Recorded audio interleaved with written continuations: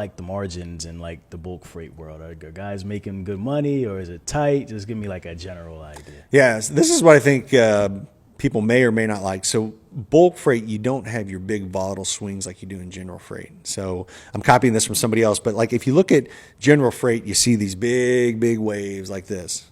Our industry, you see these tiny little.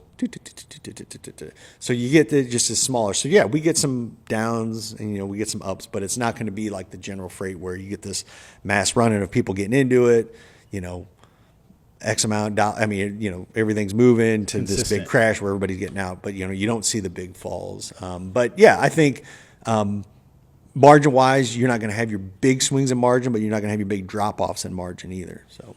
Got it. Is there any specialized freight that has like larger margins that was like the gold? Like people, like if you haul this particular commodity or you have this particular equipment type, there's a lot of revenue opportunity there. Yeah, there are, and I'm going to just name a few of them that come to the top of my head. But so one example is right now as we're recording this and in through the spring years, anhydrous ammonia. It's a fertilizer that goes on farm fields. Well, to transport that, you got to have, they call them bottle tankers. So if you see those trucks or those trailers going down the road, it's looks like a bottle. It's not. So it's a tanker, but it's a. It looks like a long. Yeah, it's like a big LP cylinder. Yeah, because that's what it is. Yeah. But those when they run, when anhydrous is moving, I mean, there's not a truck to be found, and those guys are making, bank. And again, because you got to have that trailer, plus it's hazmat, plus they're running. Very seasonal, so those guys, I can't even put a price to it. But I mean, a lot of those guys, they'll run enough just in that quick window of anhydrous that they can coast for the rest of the year. How much does a trailer like that cost?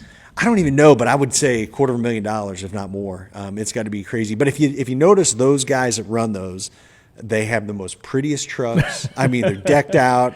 Show type rigs. The trailers even. But there's a reason why.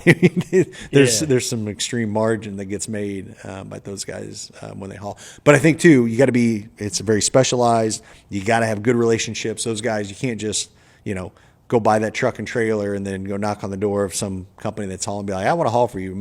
The guys that are doing it, they've had relationships for 20, 30 years that have been doing it.